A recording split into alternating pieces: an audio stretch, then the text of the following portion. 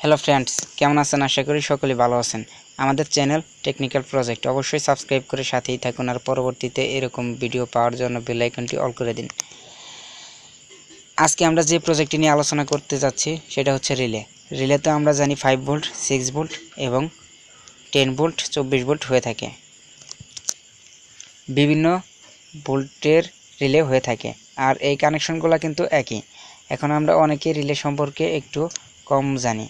যাই হোক, আজকে আমরা সম্পূর্ণ স্পষ্ট ধারণা দিতে চাচ্ছি রিলের।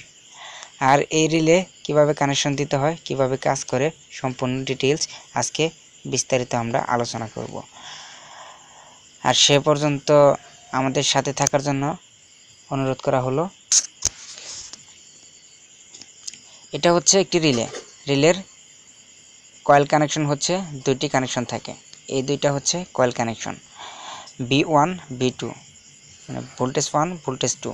যাই হোক, এইগুলো হচ্ছে ব্যাটারি কানেকশন দিতে হবে।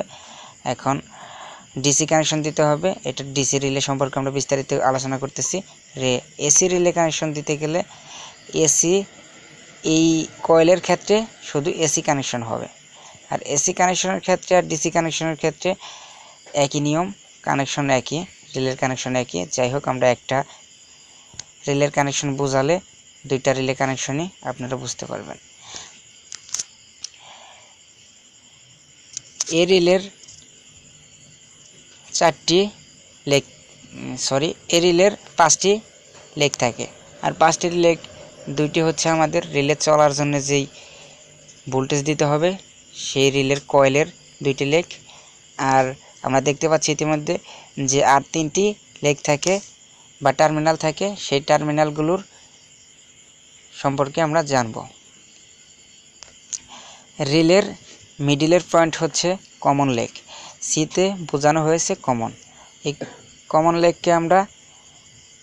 থেকে আমরা ভোল্ট রিলের আউটপুট লাইন বের করি সাধারণত। রিলে যখন অন থাকে তখন আমাদের মিডিলের কমন কানেকশন থেকে NA তে কানেকশন আসে। এই NA তে কানেকশন আসে।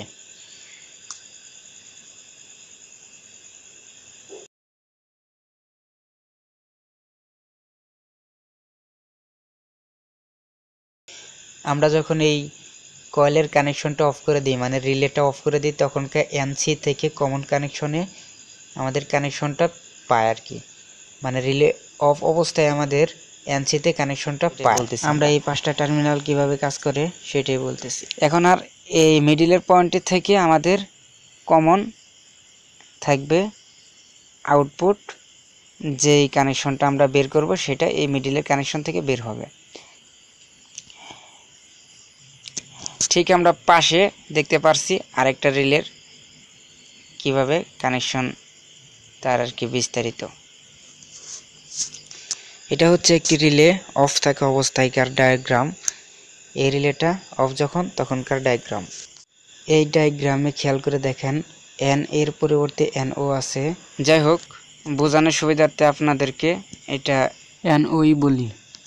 কেবলের আরেকটি তার আমরা এই জায়গায় মিডিলের পয়েন্টের সাথে এসির যে কানেকশন আছে এই কানেকশন মিডিলের পয়েন্টের সাথে অ্যাডজাস্ট করলাম। অ্যাডজাস্ট করার পরে এখন আমাদের রিলে বন্ধ আছে। বন্ধ থাকা অবস্থায় আমরা এই জায়গায় দেখতে পারছি যে বন্ধ থাকা অবস্থায় NCতে কানেকশনটা পেয়ে আছে।